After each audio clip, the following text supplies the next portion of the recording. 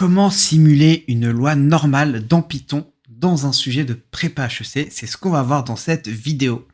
Donc toujours d'abord, on importe la bibliothèque. Donc import numpy.random azerd, ça c'est indispensable. Et on va voir les trois différents cas. Premier cas, on veut simuler une valeur.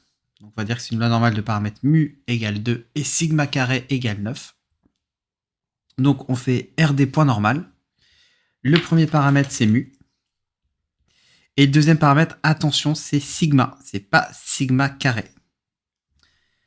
Donc ils prennent le sigma en paramètre, ce qui est plutôt logique d'ailleurs, parce qu'en fait, à la base, c'est plutôt ça, on met plutôt sigma sur la normale. Dans l'ancien programme, c'était sigma, donc moi, ça m'a fait putain d'embrouiller quand on avait changé dans le programme.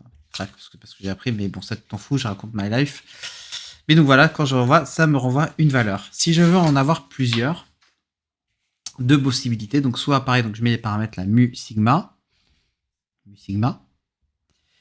Si je mets juste une valeur, ça me renvoie un vecteur.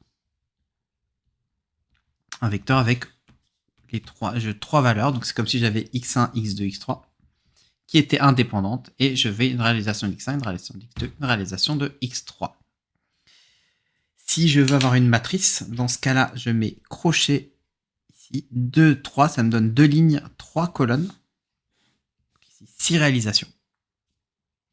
Donc c'est les deux méthodes pour simuler plusieurs valeurs. Donc toujours c'est rd.normal qu'on met. Quand je veux un histogramme, qu'est-ce que je fais? Je vais prendre plusieurs simulations. Ici par exemple j'en ai pris 10 puissance 6. Ici c'est je crée un vecteur où je mets les simulations. Un vecteur où je mets une abscisse. Alors il y a plusieurs façons de tracer un histogramme avec plt.hist. J'ai une vidéo que j'ai consacrée à ça avec les trois façons de faire dans le programme de prépa HEC. N'hésite pas à la regarder si tu veux en savoir plus. C'est dans cette playlist. Sur le lien pour la description, tu as les soixantaines de vidéos où je parle de Python.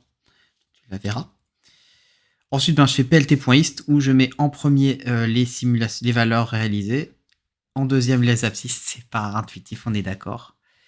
Et je retrouve ça, et tiens, ça fait penser à la courbe de Gauss. Hé, ça tombe bien. Comme quoi, c'est plutôt bien foutu. Edge color density. Density, ça veut dire qu'en fait, ici, j'ai la fréquence. Edge color égale black, c'est pour avoir les traits. Color white, c'est pour qu'à l'intérieur, ici, ça soit white. Donc, ça prend moins d'encre. Donc, ça te permet d'avoir les différents trucs. Et je retrouve, en fait, les paramètres dans Python. Sont mu et sigma. Voilà, donc ça, c'était les simulations normales. Et on remarque, tu vois, quand je t'ai mis ici, on retrouve la courbe de Gauss. Il y a effectivement un lien entre l'histogramme et la densité de probabilité. C'est ce qu'on va voir dans la prochaine vidéo. Donc, c'est un putain de grand classique en prépa HEC. Donc, manque pas la vidéo. Donc, abonne-toi s'il n'est pas sorti. Clique sur le lien si elle est déjà sortie. Et avant ça, mets un like, mets un commentaire, c'est toujours bien pour le référencement. Partage-la à tes potes. Et si tu veux avoir le doc que j'utilise dans cette vidéo, tu télécharges le lien dans la description, c'est gratuit. Et tu as 160 pages qui parlent de Python en première année de prépa HEC. Donc je te laisse le faire et à la prochaine vidéo. Ciao!